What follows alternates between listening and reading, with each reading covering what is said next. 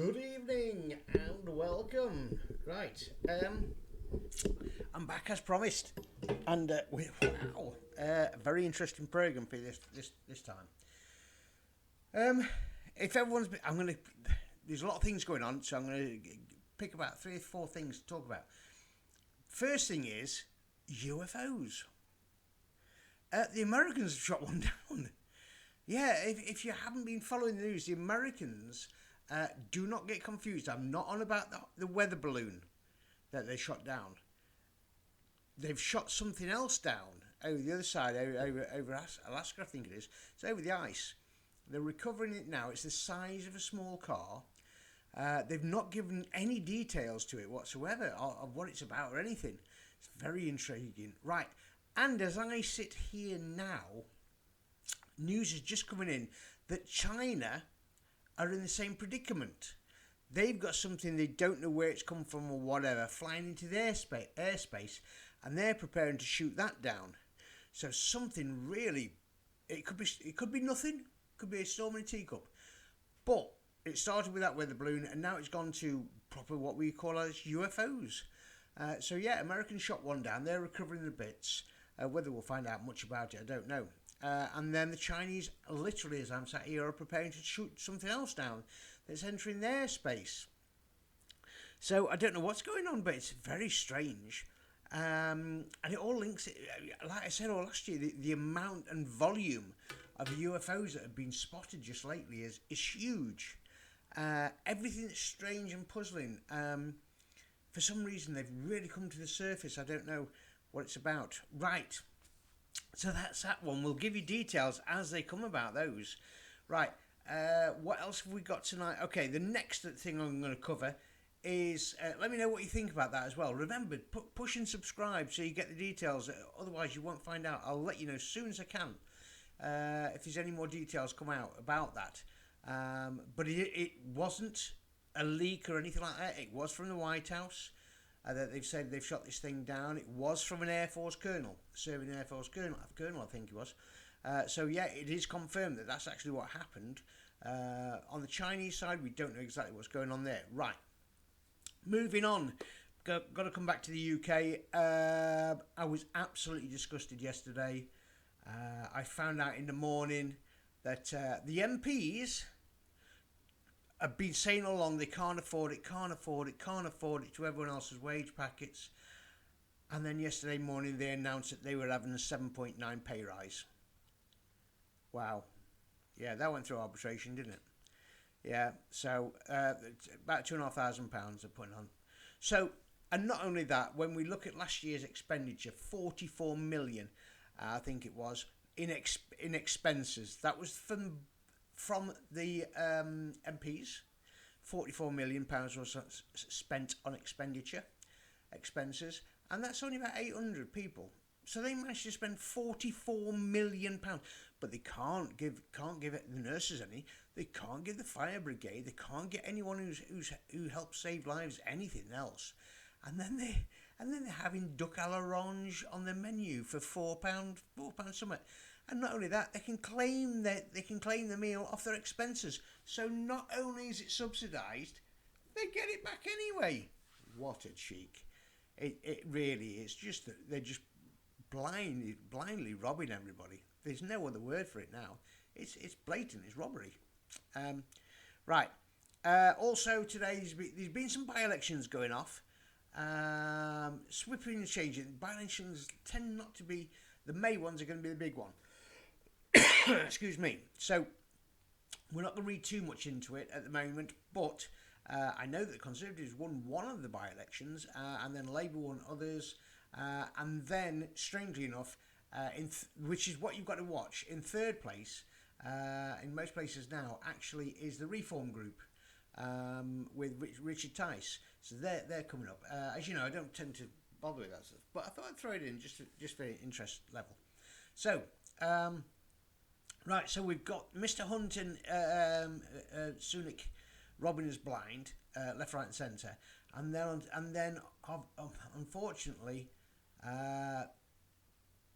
more bad news. Obviously, was last night when in Liverpool, where a migrant hotel was all I can say is like semi under siege. From what I can gather, and I have seen a couple of TikToks, it's to do with some of these fellas who were in there allegedly chatting 15-year-old girls up on the street. So obviously that's what's sparked it all off in the first place. But I noticed when I did see the actual thing, the police are looking like, oh, I don't want to be here. You could see it on the faces. We do not want to be here. So I think even they're getting wise to it. That they've been put in a precarious position now. So really, I mean, there's no defence for it. You can't bring people in. I know it's not everybody. It's a very small percentage, but you can't have that percentage of people. I think something like 8 people have been murdered now by people coming in from abroad illegally, where they're supposed to be deported. So from that side, I see it all the time, and I think, well, something's got to be done. You can't keep mucking about like this.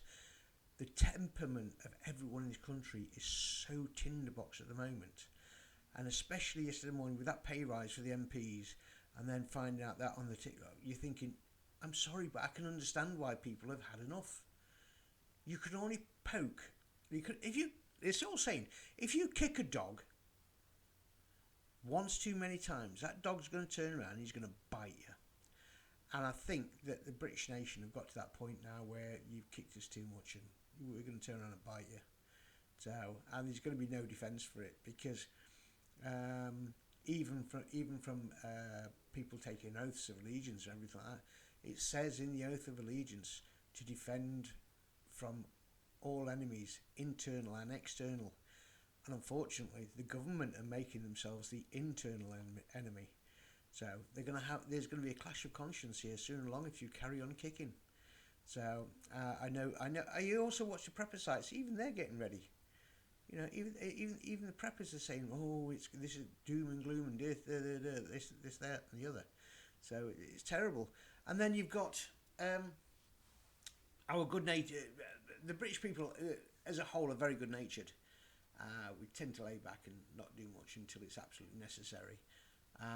But at the moment, I think it's getting to that point. And also, you've got this massive catastrophe. I know it's a bad point. Massive catastrophe in Syria and Turkey with the earthquake. Huge numbers of people have been killed and injured. But they're still pulling people out. There's still that odd miracle person, thank goodness, has been pulled out from the rubble. I watched one last night with a little girl holding her brother's head so it didn't get squished.